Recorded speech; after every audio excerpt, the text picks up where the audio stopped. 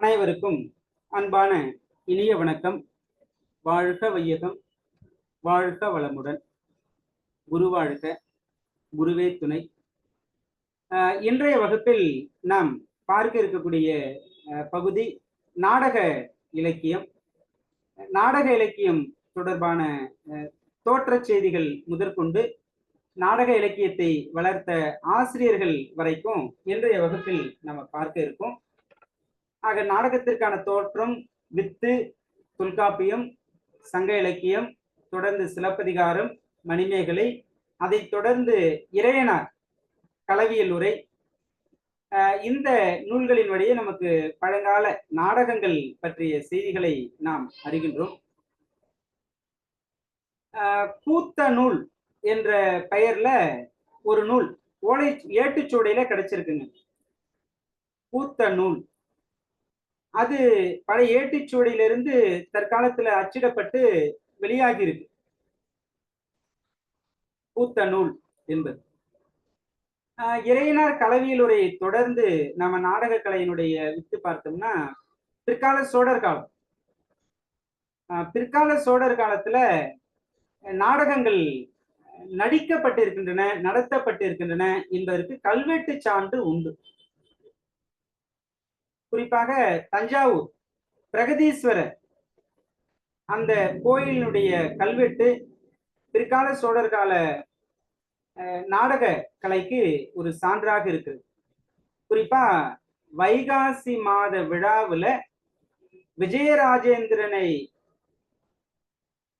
தலைவனாக கொண்ட ஒரு நாடக குழு இருந்தது என்றும் அந்த குழுவின் வழி நாடகம் நடந்தது என்றும் அந்த கல்வெட்டு நமக்கு செய்தி சொல்லுகிறது. அந்த நாடகத்தின் பெயர் ராச ராசேஸ்வர நாடகம்.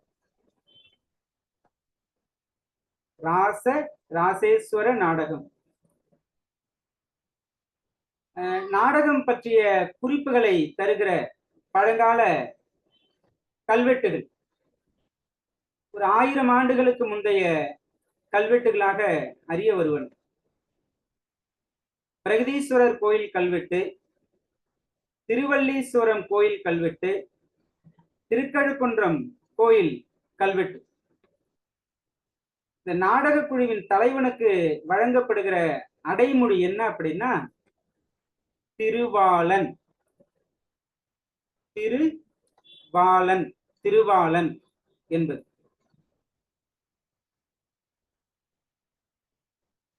ஒரு நாடக குழுவிற்கு பெண் ஒருத்தி தலைவியாக இருந்து நடத்தி வந்தாள் என்று ஒரு கல்வெட்டுல செய்தி இருக்குங்க. ஒரு நாடக குழுவிற்கு பெண் தலைமையேற்று நடத்தியதற்கு சான்று தருகிற கல்வெட்டு பட்டமடை, பட்டமடை என்கிற ஊர்ல இருக்கிற கல்வெட்டு.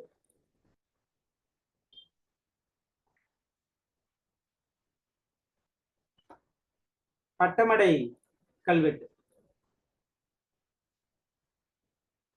ஆக சிற்றிலக்கிய காலத்துல நாடகம் வளர்ந்த நிலையை நாம சில சிற்றிலக்கிய வகைகள் மூலமாகவும் தெரிஞ்சுக்கிறோம்.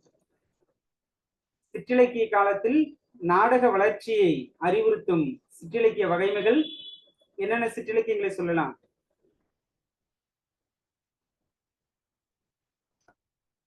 பல்லு, குறவஞ்சி, இவையெல்லாம் நாடக பாங்கில் அமைந்த சிற்றிலக்கியங்கள். மருதநில மக்களின் வாழ்வியலை பேசும் சிற்றிலக்கியம் பல்லு. மலைவாழ் மக்களின் வாழ்வியலை பேசும் சிற்றிலக்கியம் குறவஞ்சி.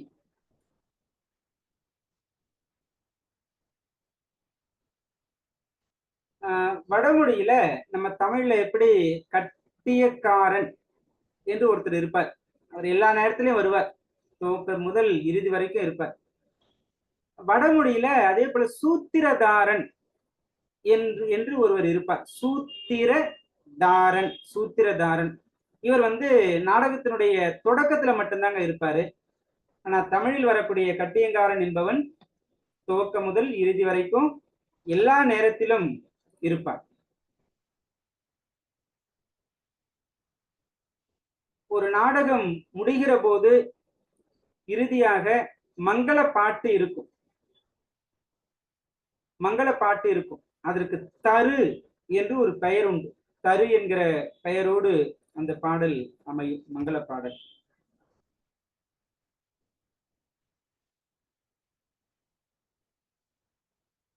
நம்ம தமிழ் மரபு நாடகத்துல மங்கள பாட்டு இருக்கு இறுதியில. அதுவே வடமொழி நாடகங்களினுடைய இறுதியில பரத வாக்கியம் என்று ஒன்று உண்டு. ஆனா அது தமிழ்ல கிடையாது. அந்த மரபு தமிழில் இல்லை. வடமொழி நாடகங்களின் இறுதியில் பரத வாக்கியம் இருக்கிற நிலை தமிழில் கிடையாது.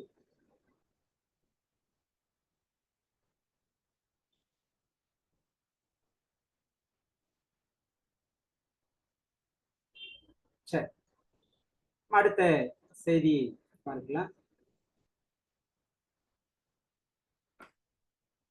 இந்த அளவில் தான் தற்காலத்திற்கு முந்தைய நாடக நிலை பற்றிய செய்தியாக நாம் பார்க்கிறோம். தற்காலத்தில் நாடகம் பற்றி பல அறிஞர்கள் பல்வேறு கருத்துக்களை நமக்கு சொல்லியிருக்காங்க. கலை அரசு என்று போற்றப்படும் கலை நாடகம். கலை அரசு,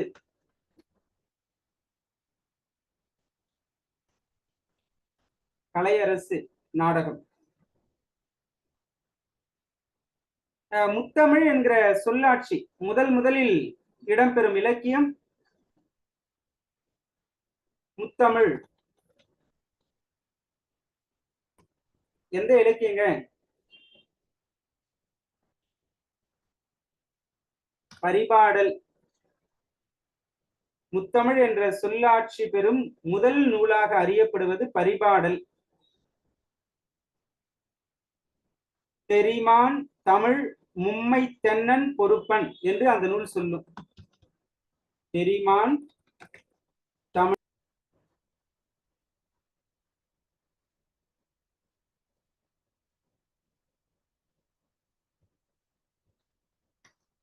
இந்த தொடர் வேணும்னா நம்ம எழுதி வச்சுக்கலாம். தெரிமான் தமிழ் மும்மை தென்னன் பொறுப்பன். தமிழ் மும்மை, அதான் முத்தமிழ். இந்த நாடகம் என்பதை நம்ம நாடு கூட்டல் அகம் என்று பிரித்து பார்க்கலாம். ஒரு பாடல்ல கூட வரும், நீ நாடு நீ நாடு நீ நாடாவிட்டால் ஏது வீடு என்று. ஆக நாட்டின் அகத்தை வெளிப்படுத்துவது நாடகம். அதே நேரம் ஒவ்வொருவரின் அகத்தை நாடி பார்க்க செய்வதும் நாடகம். அகத்தை நாடுவது, நாட்டின் அகத்தை நாடுவது. இந்த நாடு என்பதற்கு பர்ரோ என்பவர் ஒரு பொருள் சொல்றார், கோலச் செய்தல். எழுதிக்கோங்க. நாடு என்பதற்கு பர்ரோ தருகிற விளக்கம் கோலச் செய்வது.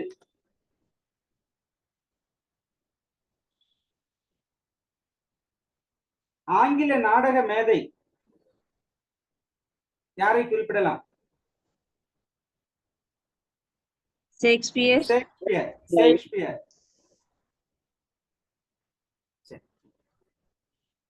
நாடகம் பாமர மக்களின் பல்கலைக்கழகம் என்றவர். நாடகம் பாமர மக்களின் பல்கலைக்கழகம் என்றவர். சரோஜினி நாயுடு, கவிக்குயில் சரோஜினி நாயுடு. இதெல்லாம் கொஞ்சம் குறிப்பெடுத்துக்கிட்டே வந்துருங்க.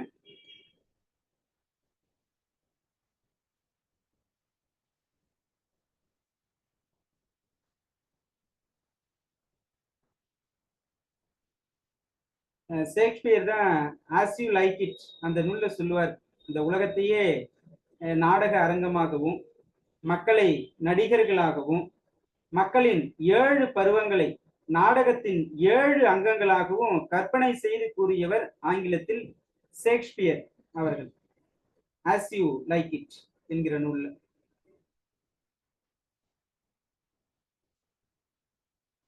இதையே அடியூற்று இல்ல, இதே போன்று தமிழில் நாரண துரைக்கண்ணன் அவர்கள் ஒரு செய்தி சொல்லியிருப்பாங்க. நாரண துரைக்கண்ணன் என்ன சொல்றாருன்னா, உலகம் ஒரு நாடக அரங்கம். இந்த உலகத்தில் வாழுகிற ஆண் பெண் அனைவரும் நாடக மாந்தர்கள். இயற்கை காட்சிகள் அனைத்தும் வண்ண திரைகளாகிய காட்சி ஜோடனைகள். வாழ்க்கை நிகழ்ச்சிகள் தான் நாடகத்துக்கான கதைகள். ஆக உலகம் நாடக அரங்கம், மக்கள் தான் நாடக மாந்தர்கள், இயற்கை காட்சிகள் தான் நாடகத்தின் பின்னணி காட்சி, வாழ்க்கை நிகழ்ச்சி தான் கதை என்று சொன்னவர் நாரண துரைக்கண்ணன். நாரண துரைக்கண்ணன்.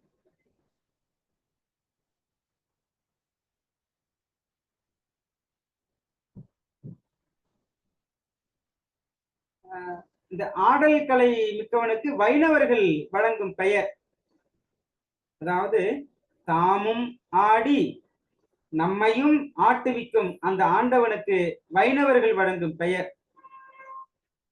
சைவத்துல பெயர்னா நம்ம சொல்லிடுவோம், வைணவத்தில் இறைவனுக்கு பெயர் அரங்கநாதன். வைணவர்கள் வழங்கும் பெயர் அரங்கநாதன். இதுவே ஆடல் கலை அரசனுக்கு சைவர்கள் வழங்கும் பெயர்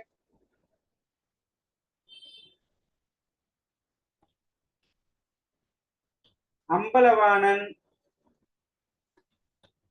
கூத்தரசன், நாட்டரசன். இதெல்லாம் சைவர்கள் வழங்கும் பெயர். அரங்கநாதன், ரங்கநாதன் என்பது வைணவர்கள் வழங்கும் பெயர்.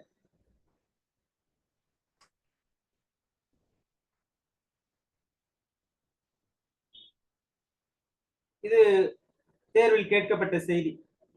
நாடகக்கலை பற்றிய எல்லா விவரங்களையும் தரும் முதல் நூல். நாடகக்கலை பற்றிய எல்லா விவரங்களையும் தரும் முதல் நூல்.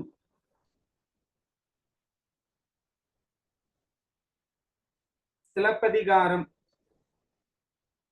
சிலப்பதிகாரம்.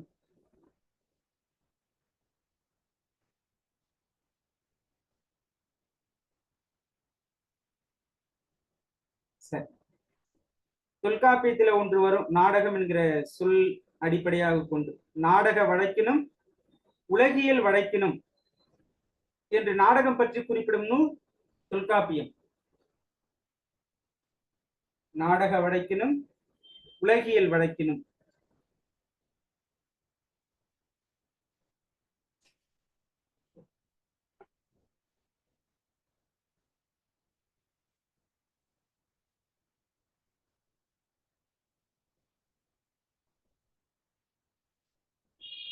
சரி,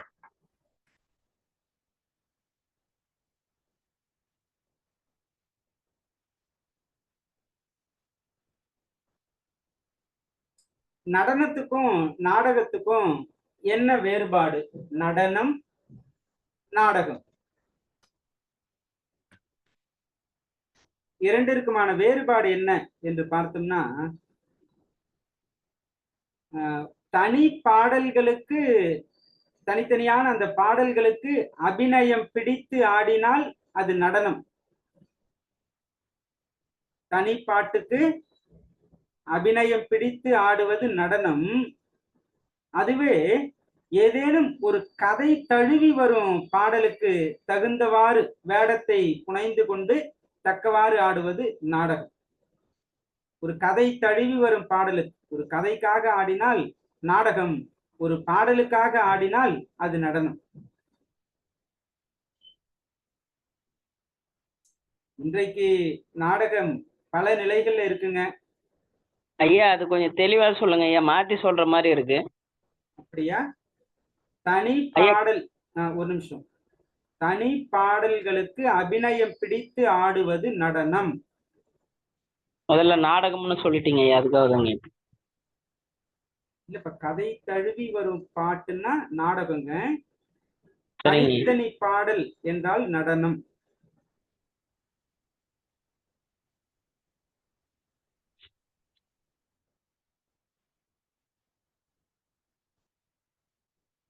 துவக்க காலத்துல மரப்பாவை கூத்து என்று ஒரு நிலை இருந்துச்சு.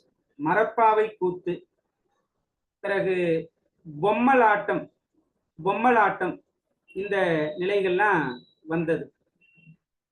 பிறகு தோற்பாவை கூத்து, தோற்பாவை கூத்து, அதற்கு பிறகு நேர்கூத்து, நியல், இன்னைக்கு நிறைய குழந்தைகள் சேனல்ல வரும் நேர்கூத்து. வரிசையோட நாம் எழுதிக்கலாம்.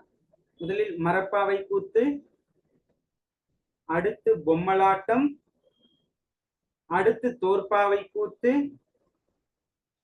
பிறகு நேர்கூத்து,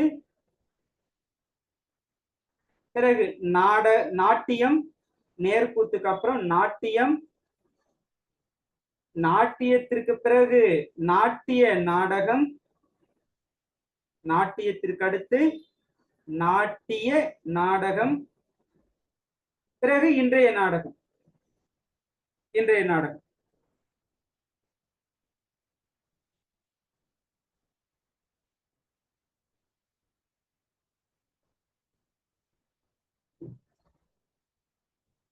சரி,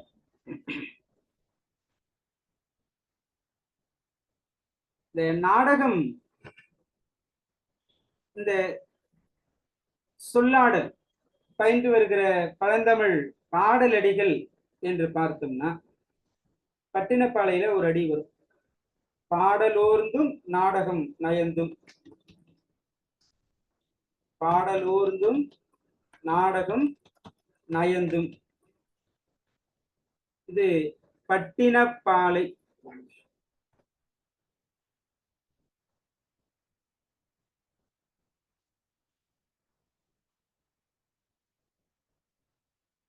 பிறகு மணிமேகலையிலும் பயின்று வருது. நாடக காப்பிய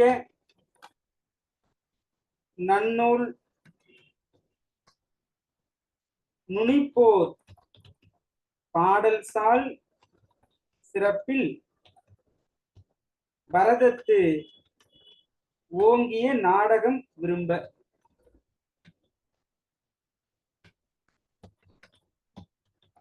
இது மணிமேகலை.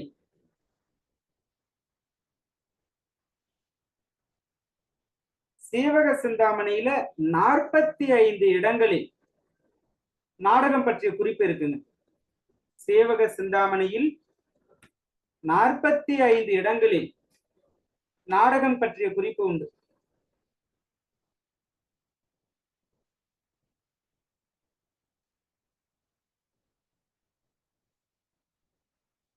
பெருங்கதையில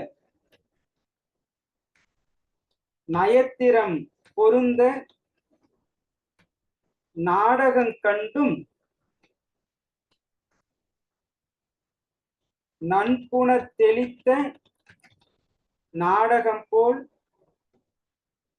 யாழின் நூலும்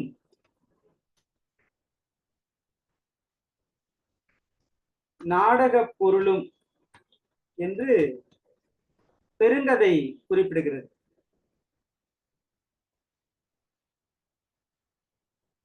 தொல்காப்பியத்துல ஒரே இடம்தான், அது ஏற்கனவே பார்த்துக்கணும், நாடக வழக்கினும் உலகியல் வழக்கினும் என்று.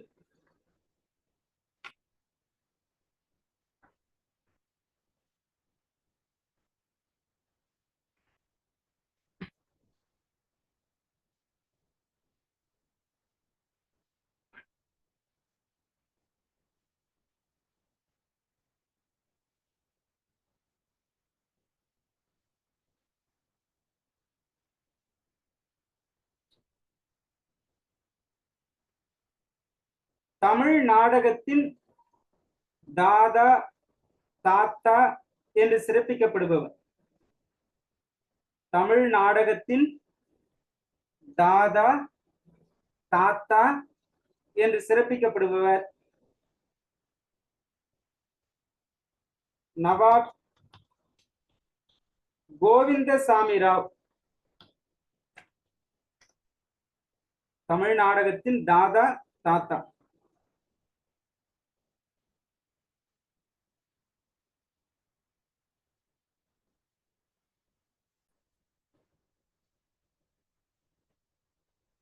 சரி, பிறகு முக்கியமான செய்தி, முதல் மேநாட்டு முறையில் நாடகம் எழுதியவர், அதாவது மேலை நாட்டு முறையில் முதல் மேலை நாட்டு முறையில் நாடகம் எழுதியவர்.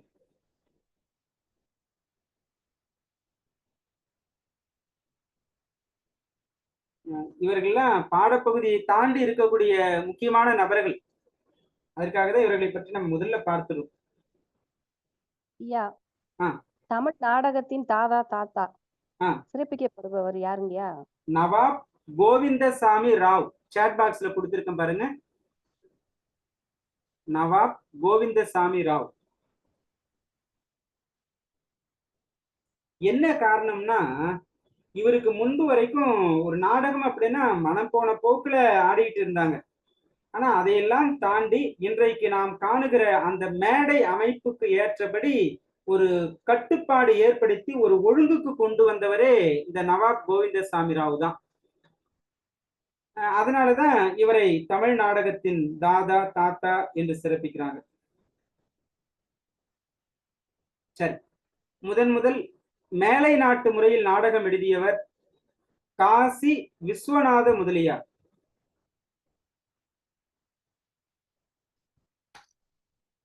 காசி விஸ்வநாதன் முதலியார்.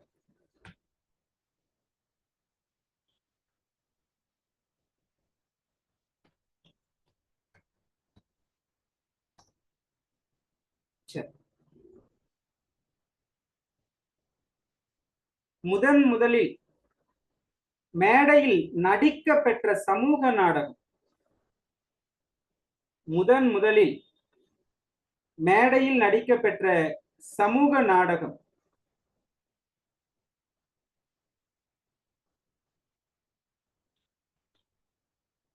டம்பாச்சாரி விலாசம். இதை எழுதியவரும் காசி விஸ்வநாத முதலியார் தான். 1867.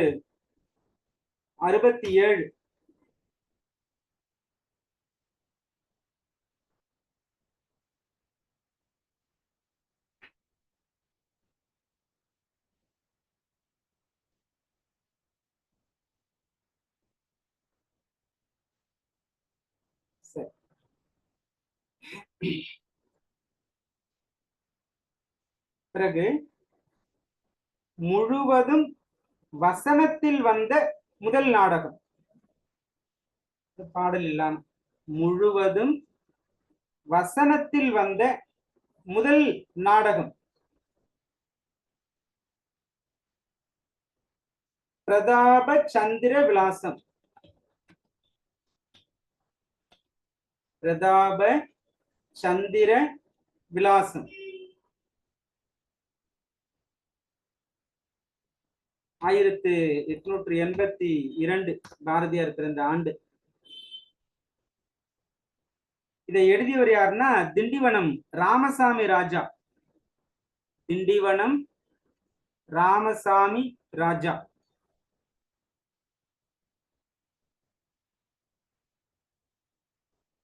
சரி,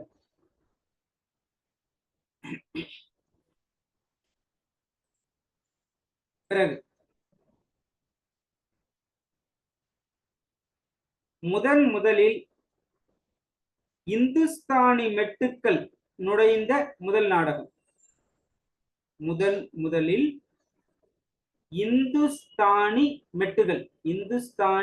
மெட்டுகள் நுழைந்த முதல் நாடகம் இந்திர சபா என்பது அப்பாவு பிள்ளை என்பவர் எழுதியது. அப்பாவு பிள்ளை எழுதியது.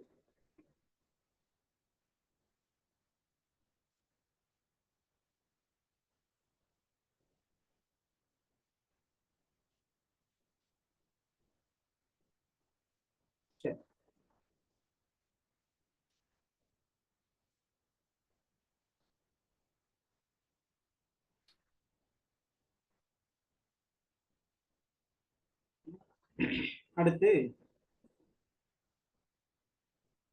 தஞ்சை மனமோகன நாடக கம்பெனி இதன் உரிமையாளர் தஞ்சை மனமோகன நாடக கம்பெனி. இதன் உரிமையாளர் நவாப் கோவிந்தசாமி ராவ். தமிழ் நாடகத்தின் தாத்தா என்று பார்த்தமே அவர்தான் தஞ்சை மனமோகன நாடக கம்பெனி ஏற்படுத்தினார்.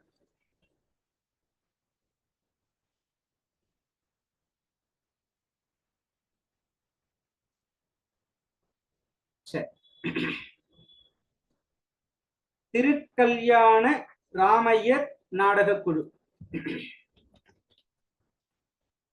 திருக்கல்யாண ராமையர் நாடக குழு. இதை நடத்தியவர் நடேச தீட்சிதர். நடேச தீட்சிதர்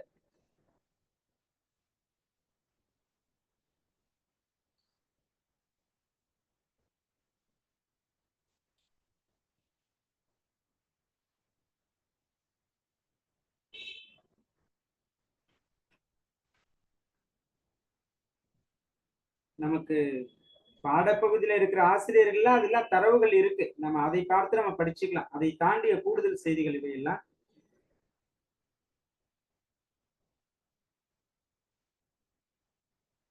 நாடகவியல் என்ற நாடக இலக்கண நூலை படைத்தவர். நாடகவியல் என்ற நாடக இலக்கண நூலை படைத்தவர் பார்த்திருக்கேன்.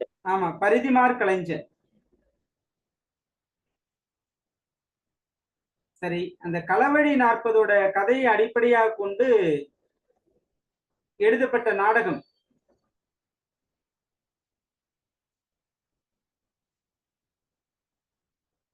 களவழி 40 கதையை அடிப்படையாக கொண்டு எழுதப்பட்ட நாடகம். இன்னும் ஒரு குழு வேணும்னா அகவற்பாவில் எழுதப்பட்ட நாடகம் மான விஜயம். மான விஜயம், ஆமா, பரிதிமார் கலைஞர் தான் எழுதினார் இதையும். மான விஜயம்.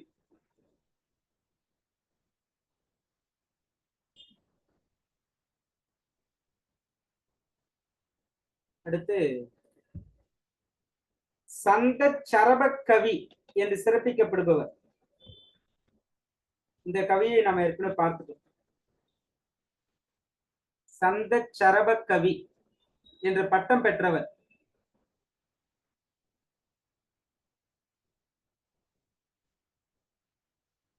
உடுமலை முத்துசாமி கவிராயர். சார், நம்ம நாராயணசாமி தான் பார்த்தோம், இவர் முத்துசாமி.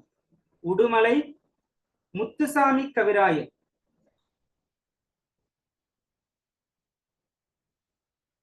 உடுமலை முத்துசாமி கவிராயர்.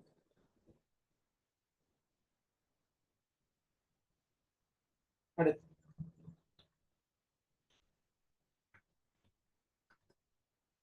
முத்தமிழ் பெரும் புலவர் முத்தமிழாகரம். முத்தமிழ் பெரும் புலவர் முத்தமிழாகரம் என போற்றப் பெறுபவர்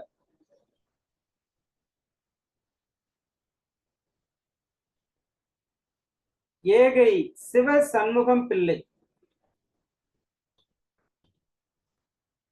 ஏகை சிவ சண்முகம் பிள்ளை.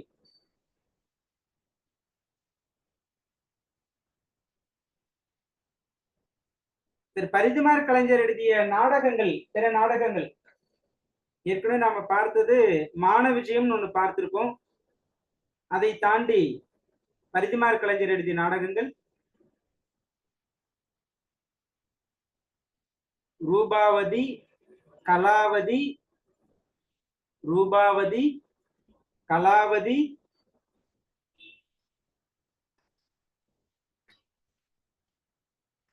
சூர்பனகை.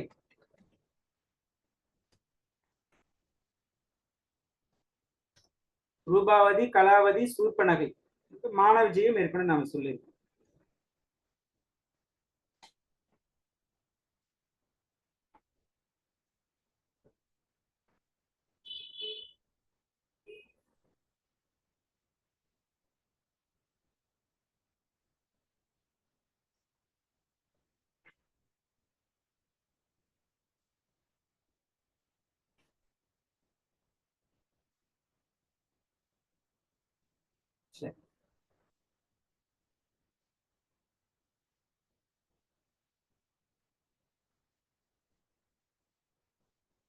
அடுத்த கட்டத்தை நோக்கி போகலாம்.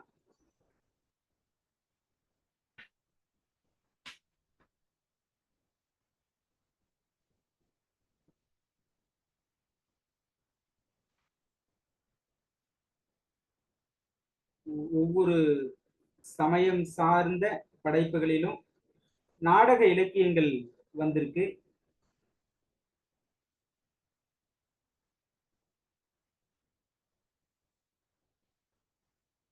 இந்த இந்து சமயத்தை பொறுத்த வரைக்கும் ராமாயணம், மகாபாரதம் இதையொட்டிய நாடகங்கள் தான் மிகுதி.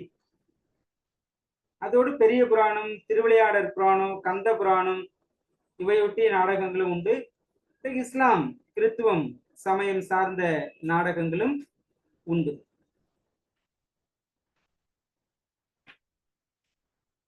நம்ம ஒவ்வொருவரா பார்க்கலாம்.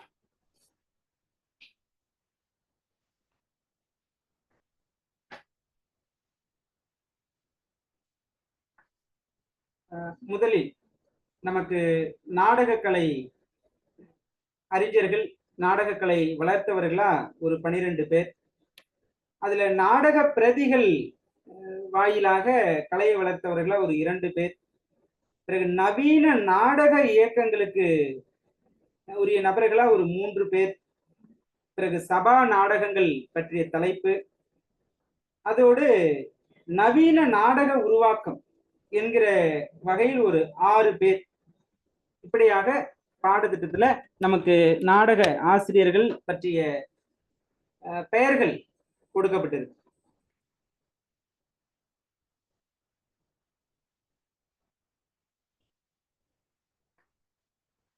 இதுல முதலில் மனோன்மணியம் சுந்தரம் பிள்ளை, பிறகு சங்கரதாஸ் நாடக இலக்கியம் என்கிற பகுதியில நமக்கு கொடுக்கப்பட்டிருக்கிற ஆசிரியர்கள் மனோன்மணியம் சுந்தரம் பிள்ளை, சங்கரதாஸ் சுவாமிகள், பம்மல் சம்பந்த முதலியார், CN அண்ணாதுரை, கலைஞர் மு Karunanidhi, PS Ramaiah, RS Manohar, so Ramasamy, Komal Swaminathan, Marina,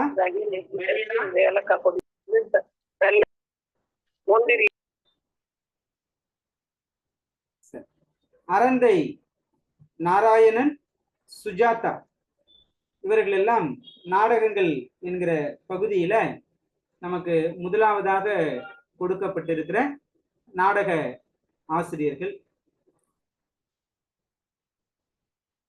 இதில் மனோன்மணியம் சுந்தரம் பிள்ளை, இவரை பற்றி எல்லோருக்கும் தெரியும்.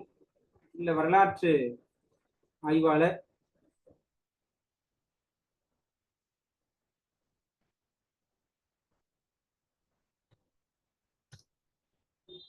ஆயிரத்தி 1855 முதல் 1897 வரைக்கும் வாழ்ந்தவர்.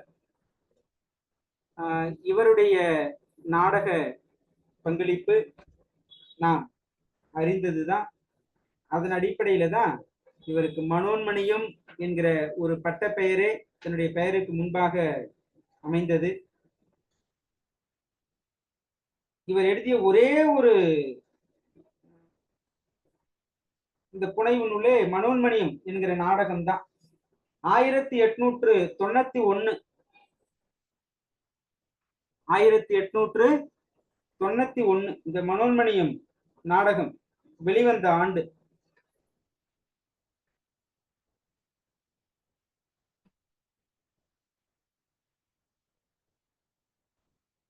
இதுல இருந்துதான் நாம நம்முடைய தமிழ்த்தாய் வாழ்த்து பாடல் எடுத்திருக்கோம்.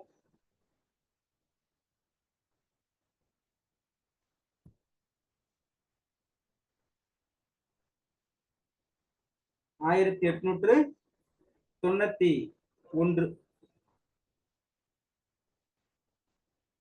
இந்த நாடக ஆசிரியர்கள் பற்றிய விளக்கமான செய்திகளை நான் உங்களுக்கு PDF-ஆவும் அனுப்பி வச்சிருக்கேன். அதை நீங்க பொறுமையா, கூடுதல் செய்திகள், நிறைய செய்திகள் இருக்கு, அதையெல்லாம் எடுத்து பிறகு படிச்சுக்கோங்க. இவருடைய படைப்புகள் நாடகம் தவிர்த்து கவிதை, கட்டுரை, ஆங்கில நூல்கள், ஆய்வு நூல்கள், இந்த வகையிலும் தன்னுடைய படைப்புகளை இவர் கொடுத்திருக்கிறார். ஆக நாடகம் என்கிற வகையில் மனோன்மணியம் தான். பிற தகவல் நீங்க பிடிஎஃப்ல பார்த்து படிச்சுக்கோங்க.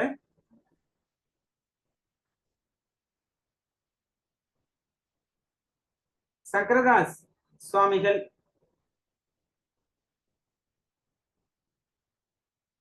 தமிழ் நாடகத் தமிழின் தலைமை ஆசிரியர் என்று சிறப்பிக்க பெறுபவர்.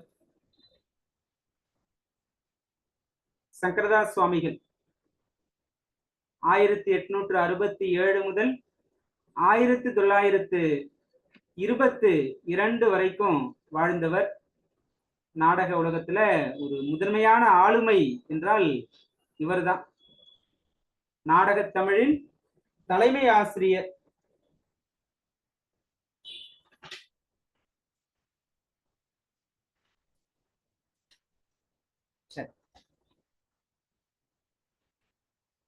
இவர் தோற்றுவித்த சபைகள் 2.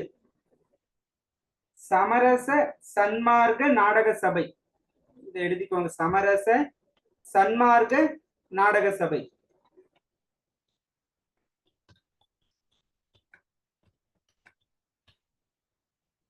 இது 1910. பிறகு தத்துவ மீனலோசனி வித்துவ பால சபா. தத்துவ மீனலோசனி வித்துவ பால சபா 1918. இந்த 2 சபைகளையும் தோற்றுவித்தவர் சங்கரதாஸ் சுவாமிகள்.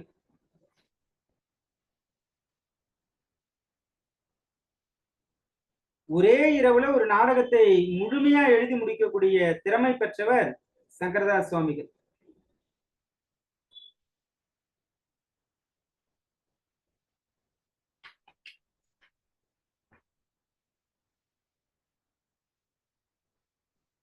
ஒரே இரவுல எழுதிய நாடகம்,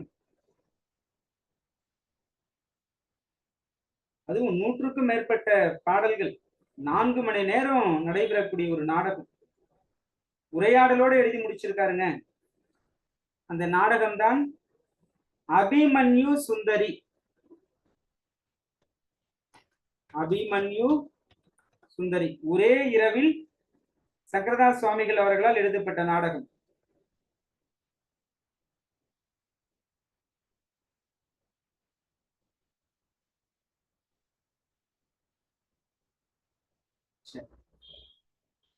இவர் வந்து தூத்துக்குடி மாவட்டத்தை சேர்ந்தவருங்க. தூத்துக்குடி உப்பளம். இவர் அந்த உப்பு பண்டக சாலையில் தான் கணக்கரா வேலை பார்த்து பிறகு 24வது வயதுல நடிப்புக்கு வந்து விட்டார் நாடகத்துல.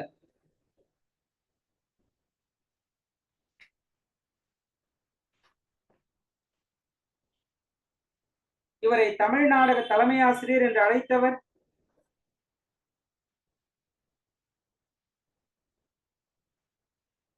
டி.கே. சண்முகம். டி.கே. சண்முகம் சங்கரதாஸ் சுவாமிகளை தமிழ் நாடக தலைமை ஆசிரியர் என்று அழைத்தவர் டி.கே. சண்முகம்.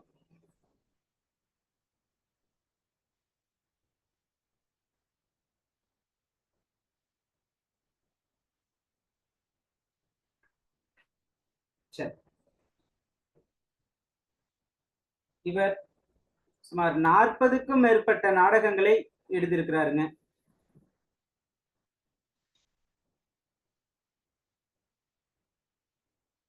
டி.கே. சண்முகம் வந்துட்டு தமிழ் நாடக தலைமை ஆசிரியர் என்கிற பெயர்லேயே ஒரு நூலையும் வெளியிட்டு இருக்கார்.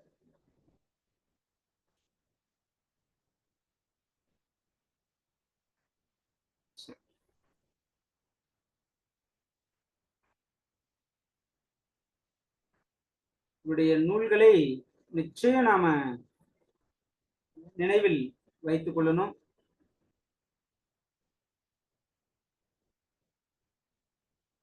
இந்த நூல்கள் பெயரையெல்லாம் ஒரு முறை கேட்டாலும் சிறப்பே. எழுதிக்கோங்க.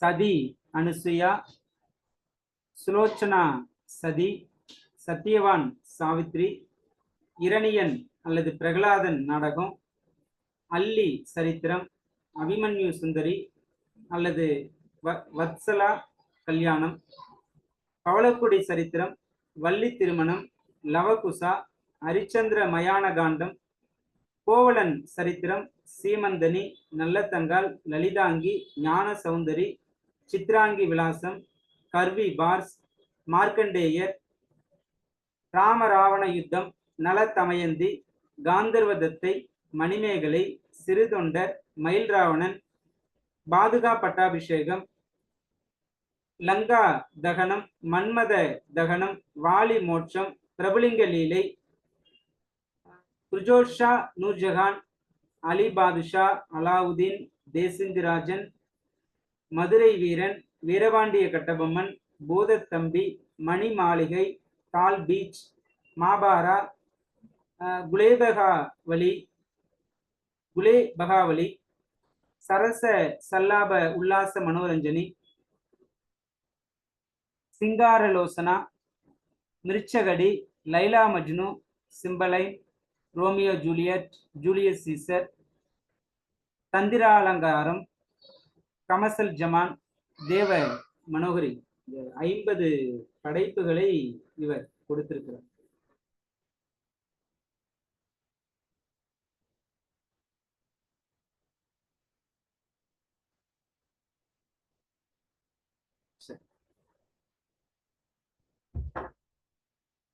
சங்கரதாஸ் சுவாமிகள் அவர்களை தொடர்ந்து பம்மல் சம்பந்த முதலியார். ஒரு நிமிஷம்.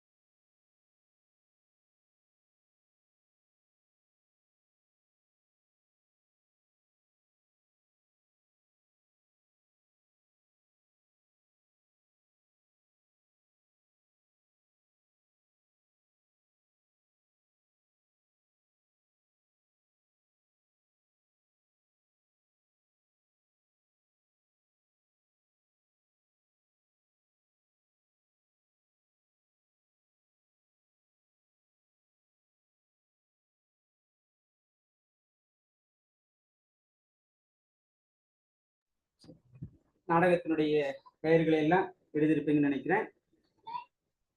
அடுத்து பம்மல் சம்பந்த முதலியார் அவர்கள்.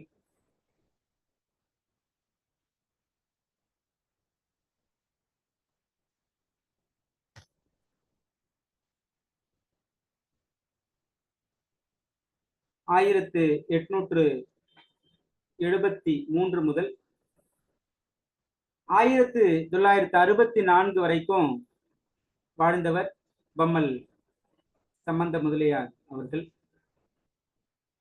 இவர் ஆரம்பித்த சபை சுகுண விலாச சபை. சுகுண விலாச சபை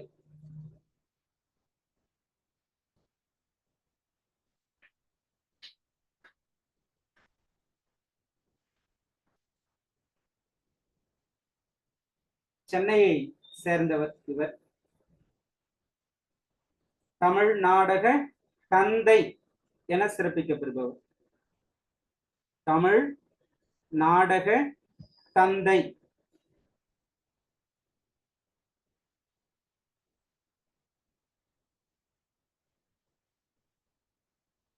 இந்த சுகுண விலாச சபை நிறுவியது 1891.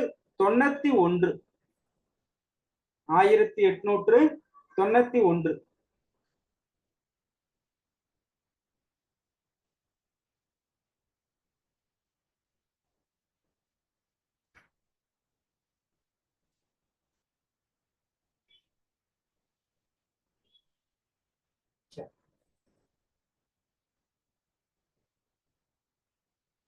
முதலில் இவர் எழுதிய நாடகம் புஷ்பவல்லி.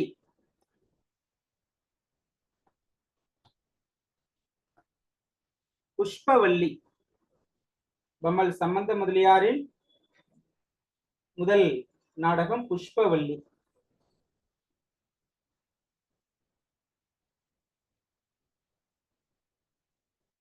பதினெட்டு வயசுல எழுதினாருங்க இந்த நாடகம்.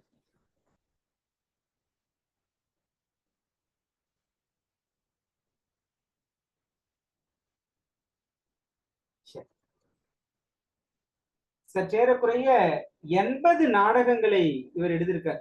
80 நாடகங்களை இவர் எழுதியிருக்கிறார். இன்னும் சில நூல்கள்ல 94 நாடகங்கள் என்கிற செய்தியும் உண்டு.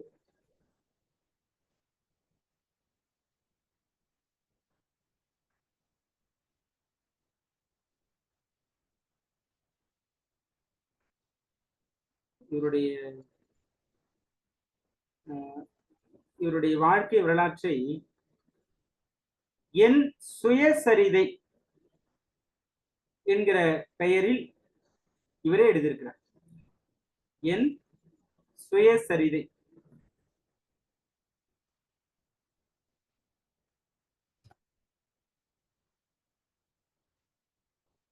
அதே போல் அந்த நாடக மேடை நினைவுகள் என்று ஒரு 6 பாகங்கள் எழுதி வெளியிட்டு இருக்காருங்க தொகுப்பா சம்பந்த முதலியார் அவர்கள்.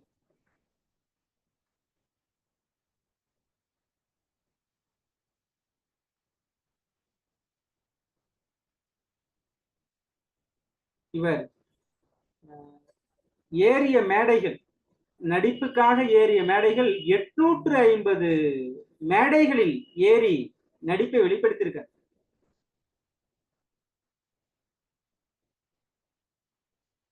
அதுல ஒரே நாடகங்களே நூற்றுக்கணக்கான இடங்கள்ல நடிக்கப்பட்டதும், நூற்றுக்கணக்கான முறை நடிக்கப்பட்டதும் உண்டு.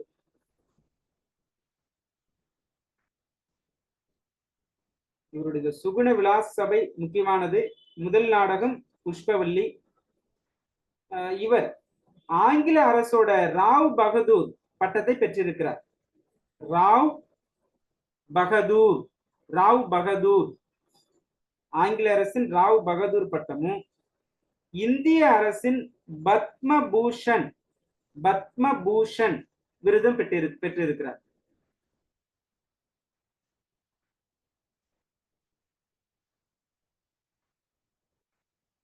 இவர் நாடக துறையில நிறைய சீர்திருத்தங்களை எல்லாம் கொண்டு வந்திருக்கார்.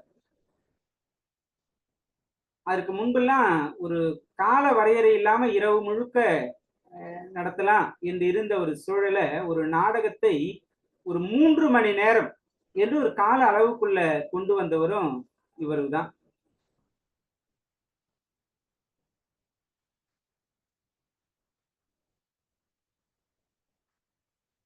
இன்னும் குறிப்பிடத்தகுந்தது என்ன அப்படின்னா, இந்த நடிப்பவர்களை எல்லாம் கூத்தாடிகள் என்று சொல்லிட்டு இருந்தாங்க. அந்த சொல்லாடலை மாற்றி கலைஞர்கள் என்று அழைக்க செய்தவர் சம்பந்த முதலியார். பம்மல் நாடக நடிகர்களை கலைஞர்கள் என அழைக்க செய்தவர் பம்மல் சம்பந்த முதலியார். அதே போன்று நாடகத்தை ஒரு இடத்துல நடத்துவதற்கு முன்பா நிச்சயமா ஒத்திகை பார்க்கணும், அதை ஒரு திட்டமிட்ட அளவில் அந்த ஒத்திகை நடத்தியே ஆகணும் என்கிற முறையை கொண்டு வந்தவரும் இவர்தான்.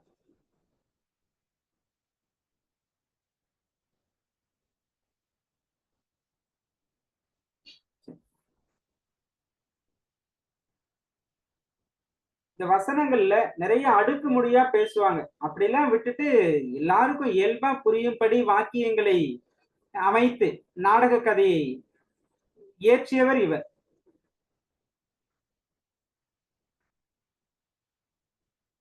இவருடைய நாடகங்கள் மிகுதியாக இருந்தாலும் புகழ்பெற்ற நாடகங்களா சாரி இவரோடு நடித்த புகழ்பெற்ற நடிகர்களா சிலரை பார்க்கலாம். தேர்வு நோக்கில் நமக்கு முக்கியமா வராது. குறிப்பா சத்தியமூர்த்தி, கந்தசாமி, சண்முகம், ஸ்ரீனிவாஸ் ஐயங்கார் இவர்லாம் இவர்கிட்ட நடித்த புகழ்பெற்ற நடிகர்கள். சரி,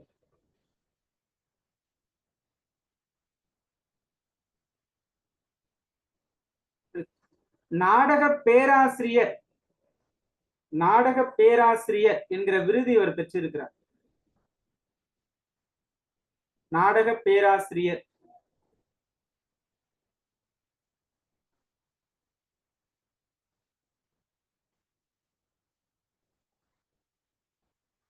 திரைப்படங்களாக வெளிவந்த இவருடைய நாடகங்கள், இது முக்கிய செய்தி. பரதிமார் கலைஞர் நாடக பேராசிரியர்னு சொல்லுவாங்க. அது ஓகே. ஆனா இவரெல்லாம் அவருக்கு முற்பட்டவர். விருது பெற்றிருக்கிறார். நாடக பேராசிரியர் என்கிற விருது இவருக்கு கொடுத்திருக்கிறார் 1916. 1916 ராவ் பகதூர் பட்டமே அந்த ஆண்டுதான் கொடுக்கப்பட்டது.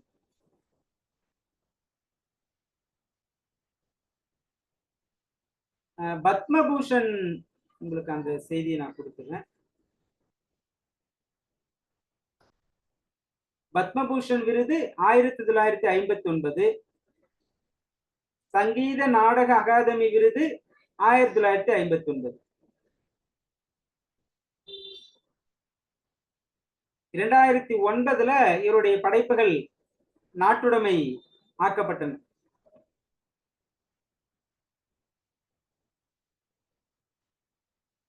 திரைப்படங்களாக்கப்பட்ட இவருடைய நாடகங்கள் காலவாரிஷி, சதி சுலோச்சனா, மனோகரா, ரத்னாவளி, யயாதி, ராமலிங்க சுவாமிகள், சந்திரஹரி, ஊர்வசி சாகசம், தாசி பெண், சபாபதி, வேதாள உலகம் இவையெல்லாம் பம்மல் சம்பந்த முதலியாரின் திரைப்படங்களாக வெளிவந்த நாடகங்கள்.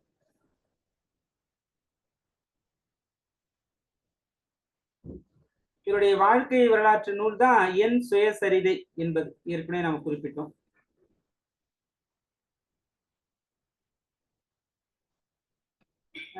பிற மொழிகள் இருந்தும் நாடகங்களை இவர் மொழிபெயர்த்திருக்காருங்க.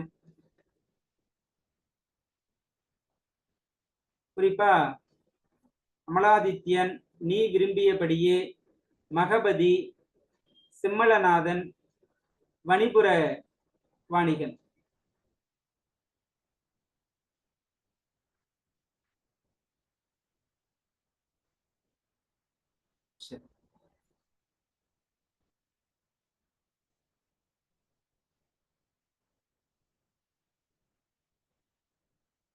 புராண நாடகங்கள்ல குறிப்பிடத்தகுந்தது ஏற்கனவே நம்ம சொன்னதுதான். நம்ம மீள்பார்வைக்காக மீண்டும் அந்த செய்தியை நினைவுல கொண்டு வர்றோம்.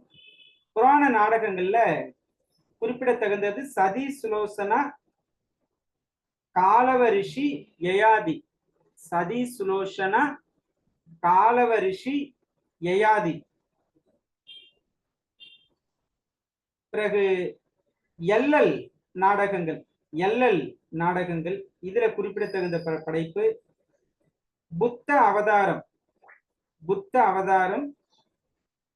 சபாபதி, ஏமாந்த இரு திருடர்கள்,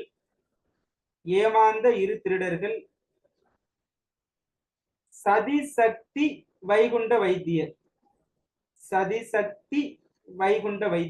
இதெல்லாம் எல்லல் நாடகங்கள்.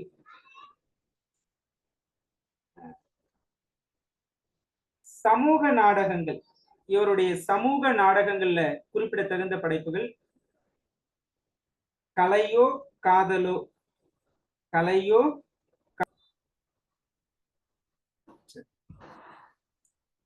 இவருடைய சமூக நாடகங்கள்ல குறிப்பிடத்தகுந்த படைப்புகள் கலையோ காதலோ, பொன் விலங்குகள், விஜயரங்கம்.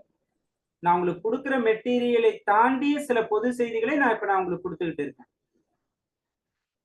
கலையோ காதலோ, பொன் விலங்குகள், விஜயரங்கம். பிறகு இந்தியல் இந்தியல் நாடகங்கள். இவருடைய இந்தியல் நாடகங்கள் காதலர் கண்கள், காதலர் கண்கள், புறமகள்,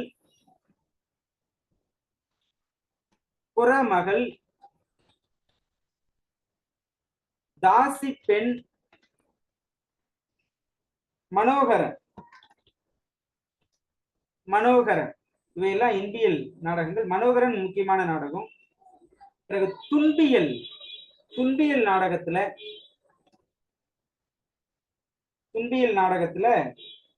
உண்மையான சகோதரன், உண்மையான சகோதரன், இரு நண்பர்கள் முக்கிய படைப்பு. கல்வர் தலைவன், கல்வர் தலைவன்.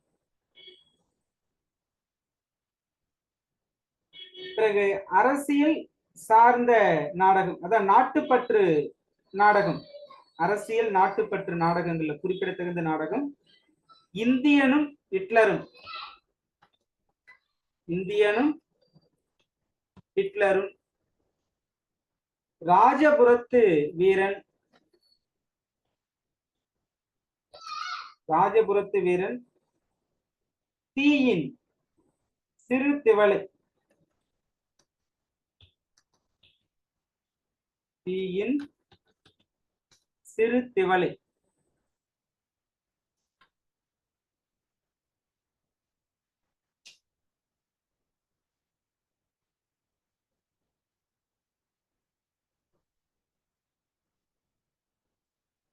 தமிழில் அமைந்த முதல் உரைநடை நாடகம். தமிழில் அமைந்த முதல் உரைநடை நாடகம். ஒரு செய்தி பார்த்தேன்.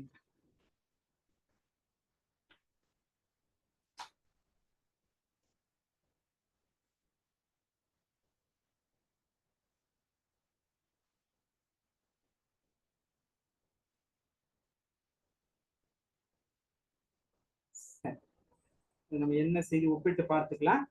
இதை எழுதிக்கோங்க. தமிழில் அமைந்த முதல் உரைநடை நாடகம் லீலாவதி சுலோசனா. லீலாவதி சுலோசனா.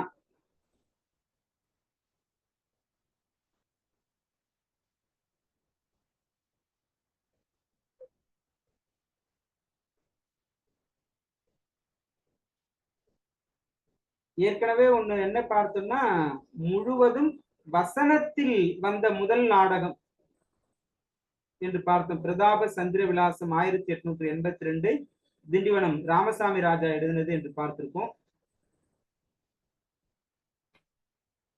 இது உரைநடையில் அமைந்த முதல் உரைநடை நாடகம் என்கிற சிறப்பா இந்த நூலில் குறிப்பிடுறாங்க. இது பம்மல் சம்பந்தனார் இவர் எழுதியது. இதற்கு அதற்கும் என்ன வேறுபாடு என்பதை நம்ம பார்க்கணும். சரி, இவருடைய முக்கியமான படைப்புகள், தேர்வு நோக்கிலும் கேட்கப்படக்கூடிய முக்கியமான படைப்புகள் நாடக மேடை நினைவுகள்.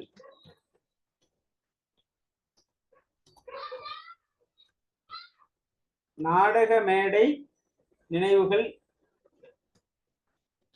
நான் கண்ட நாடக கலைஞர்கள்,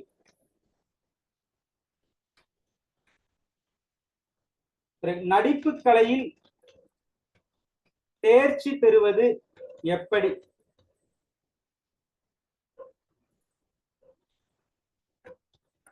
நாடக தமிழ் என்று ஒரு நூல் எழுதியிருக்கிறார். நடிப்பு கலை என்று ஒரு நூலும் எழுதியிருக்கிறார்.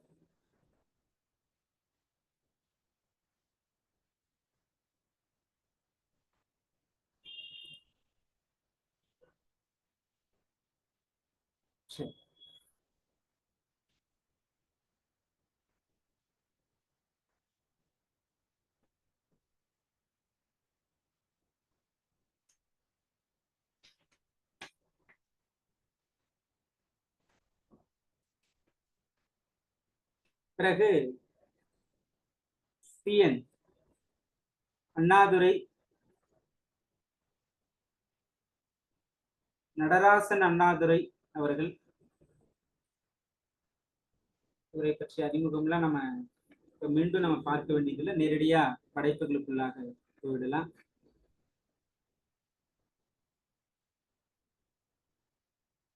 இவருடைய கோட்பாடு ஒன்றே குலம் ஒருவனே தேவன் என்பதுதான். ஒன்றே குலம் ஒருவனே தேவன் என்கிற அடிகள் இடம்பெறும் இலக்கியம் திருமந்திரம். சரி. பிறகு கடமை, கண்ணியம், கட்டுப்பாடு என்பது இவருடைய தாரக மந்திரம்.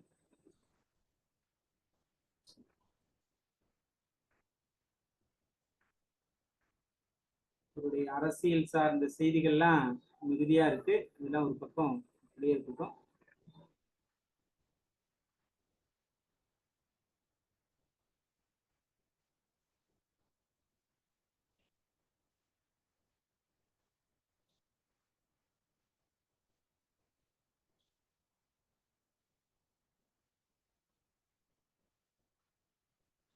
இவருடைய நாடகங்கள்ல முக்கியமான நாடகங்களா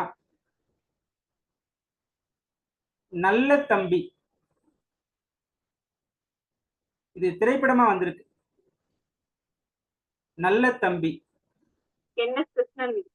ஆமா ஆமா 1948.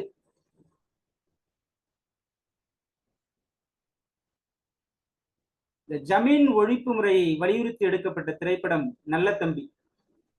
நல்ல தம்பி. பிறகு வேலைக்காரி ஓர் இரவு.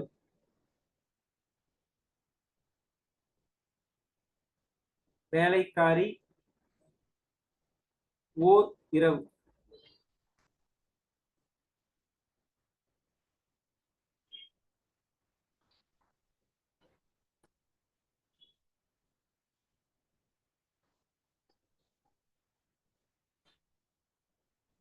தாய் மகளுக்கு கட்டிய தாலி, ரங்கோன் ராதா, வண்டிக்காரன் மகன், இவை எல்லாமும் குறிப்பிடத்தகுந்த படைப்புகள்.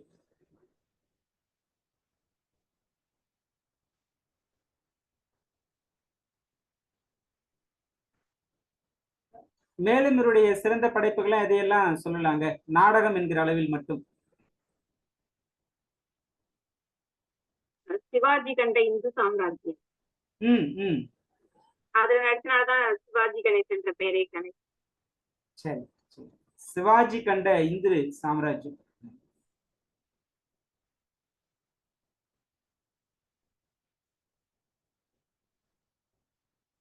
இவர் தொடங்கிய ஒரு இதழ் ஒண்ணு இருக்குங்க, அண்ணா தொடங்கிய இதழ் திராவிட நாடு. திராவிட நாடு என்கிற இதழை அறிஞர் அண்ணா தொடங்கினார் 1942.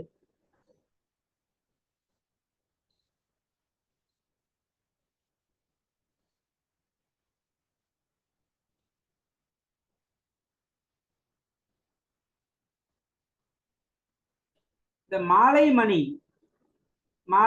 மாலைமணி அந்த இதழை தொடங்கியவர் பார்த்த சாரதி. இதெல்லாம் இதழியலுக்கான செய்திகளாக நம்ம எடுத்துக்கோ. பார்த்த சாரதி.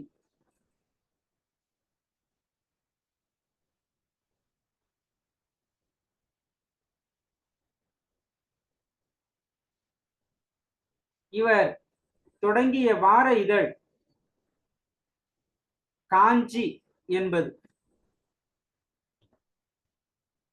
1963 காஞ்சி வார இதழ்.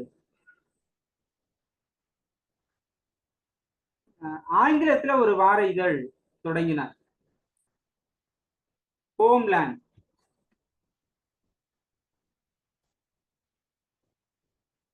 ஆங்கிலத்துல இது தொடங்கியது.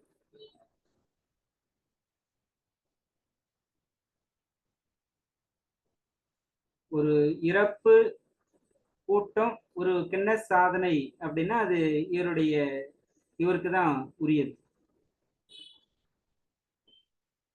1,50,00,000 50 லட்சம் பேர் கலந்து கொண்ட இந்த இறுதி மரியாதை ஊர்வலம்.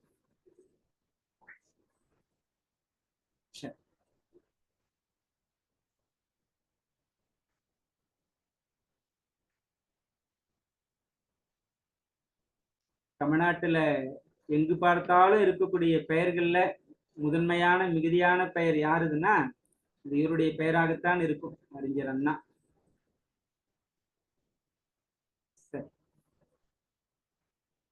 இவரை பற்றி பேசணும்னா நம்ம நிறைய பேசலாம். ஆனா காலத்தினுடைய சூழல் கருதி, தேர்வின் நோக்கு கருதி, இந்த தலைப்பு கருதி குறிப்பிட்ட செய்திகளோடு பயணிக்கிறோம். அடுத்து அண்ணாவினுடைய உடன்பிறவா சகோதரர், அண்ணாவின் தம்பி முத்துவேல் கருணாநிதி அவர்கள்.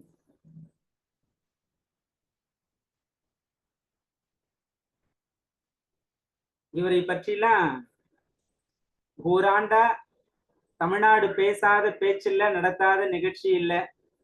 எங்கு பார்த்தாலும் கலைஞர் 100 கலைஞர் 100 என்கிற நிகழ்வுதான். சரி, 5 முறை முதல்வராக பதவி வகித்தவர்.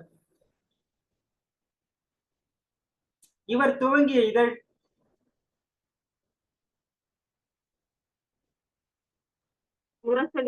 முரசொலி. கலைஞர் துவங்கிய இதழ் முரசொலி.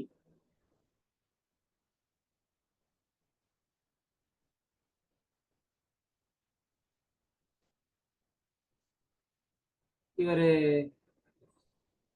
சிறிய வயதிலே பள்ளி காலகட்டத்திலே ஒரு அமைப்பை துவங்கினார். திருவாரூர் தமிழ்நாடு தமிழ் மாணவர் மன்றம் என்கிற இளைஞர் மறுமலர்ச்சி அமைப்பு 1944 அன்று துவங்கினார். பிறகு மாணவ நேசன் என்கிற கையெழுத்து பத்திரிகையை வெளியிட்டவர். மாணவ நேசன் கையெழுத்து பத்திரிகை வெளியிட்டவர் கலைஞர்.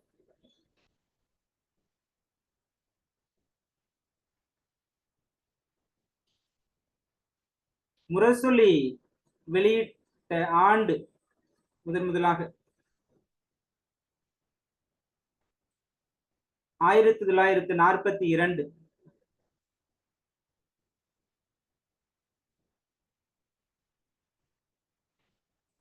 இந்த இதழ் மாத இதழாக தொடங்கப்பட்டது 53, நாள் இதழாக மாறியது 1960.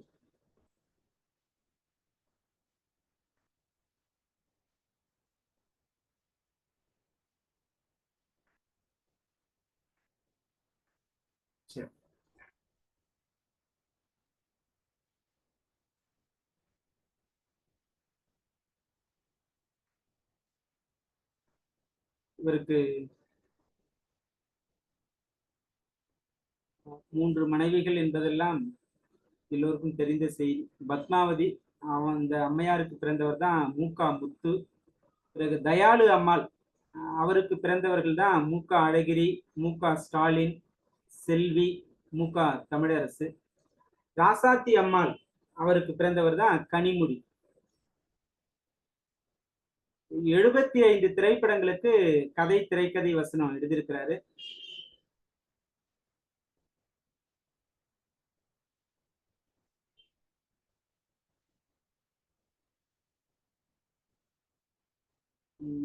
ஒட்டுமொத்தமா இவருடைய படைப்புகள் 178 நூல்களா வெளிவந்திருக்கு. இந்த ஒரு குறிப்பை நாம் எடுத்துக்கலாம்.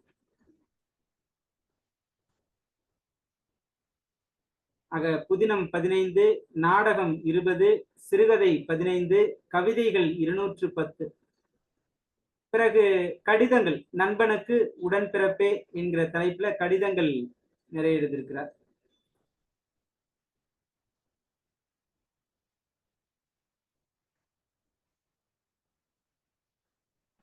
இது நாடகம் என்கிற தலைப்பு என்பதனால இவருடைய நாடகத்தை நாம் நினைவு கூறலாம்.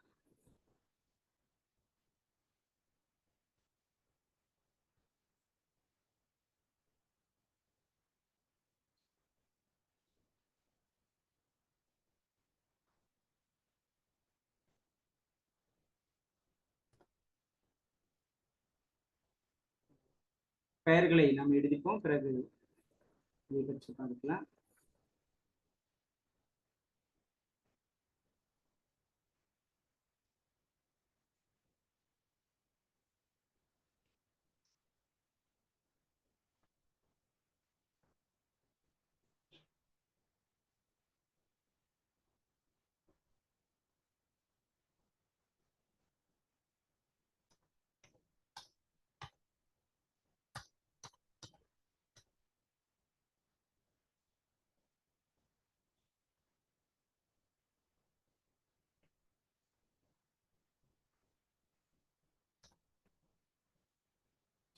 கலைஞர் அவர்களுடைய நாடகங்கள்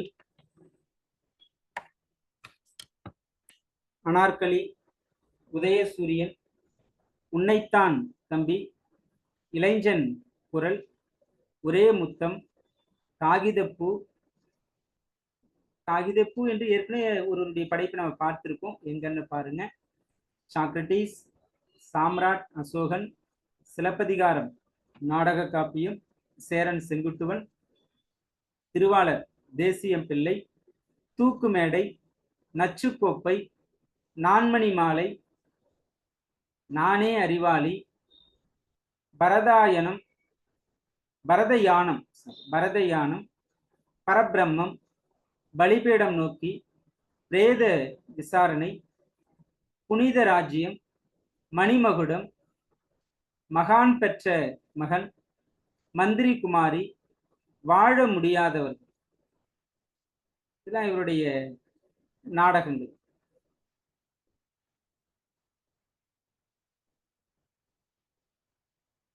பிறகு வரலாற்று புனைவுகள், இவையெல்லாம் தேர்வு நோக்குல நமக்கு வரும்.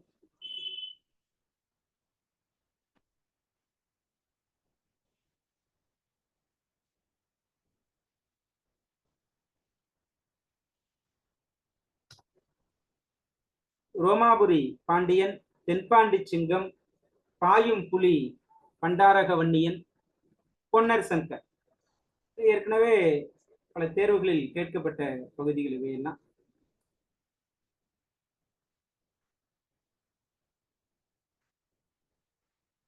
புதினங்களும் எழுதியிருக்கிறார், கவிதைகள் மிகுதியாக எழுதியிருக்கிறார், சிறுகதைகளே நிறைய எழுதியிருக்கிறார். அதையெல்லாம் நாம நீங்க தரவுகள்ல பார்த்து படிச்சுக்கோ.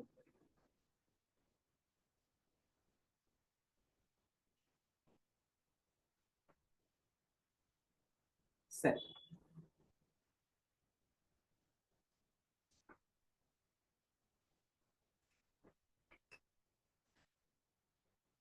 இருக்காங்க, எல்லாரையும் இன்றைக்கு பார்த்து நிறைவு செய்ய முடியுமா என்பதற்கு காலம் போதிய அளவுல இல்லை.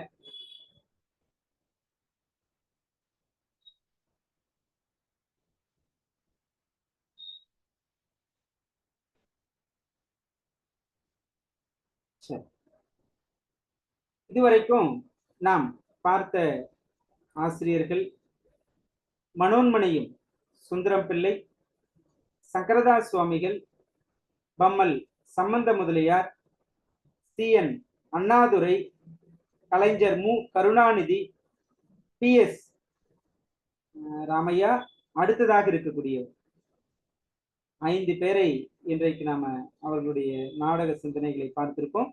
அதற்கு முன்னதா நாடக இலக்கியத்தினுடைய தோற்றம் குறித்த செய்திகளை, பண்டை தமிழ் இலக்கியங்களில் நாடகம் குறித்த சில செய்திகளை எல்லாம் நாம நினைவு கூர்ந்திருக்கோம்.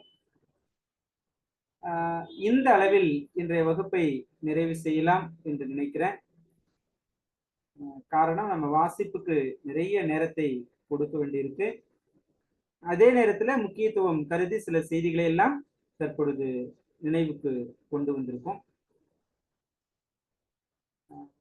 வழக்கம் போல் தேர்வு இன்றைக்கு உண்டு, பாருங்க, ஒரு 5 நிமிடம் பாருங்க.